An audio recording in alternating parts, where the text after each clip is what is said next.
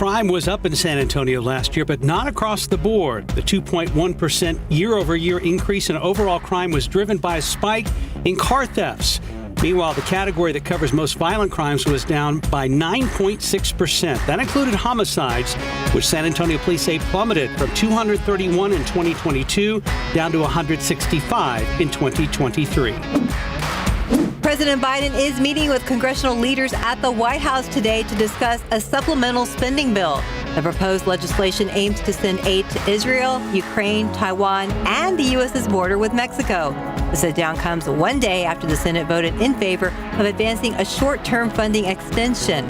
However, challenges remain, and the clock is ticking. Former President Donald Trump launching new attacks against former South Carolina Governor Nikki Haley with just 6 days to go before the all-important New Hampshire primary. And Thursday's GOP primary debate in New Hampshire was canceled after Haley pulled out, saying she'd only attend if Trump was also on the stage. Trump is expected back in a New York courtroom today for writer E. Jean Carroll's defamation trial.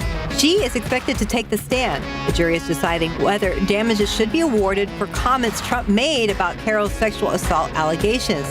He was already found liable for sexually abusing Carroll. A bipartisan group of lawmakers want to enhance the child tax credit and restore many business tax breaks.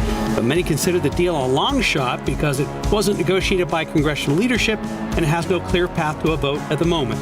It's also difficult to pass such measures during election years.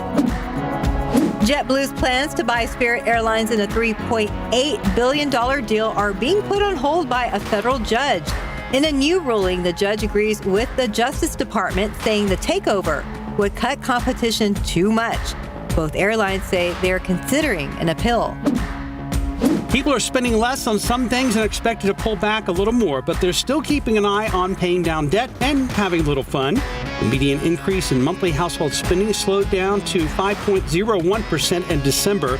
That's down from 5.5% in August. It's also the lowest reading since April 2021. Baby boomers don't want to give up their large homes, and that's a problem for young families. A Redfin analysis shows 28% of houses with 3 bedrooms or more are owned by boomers, compared to 14% owned by millennials with children. Redfin says boomers are reluctant to sell because many own their own homes outright.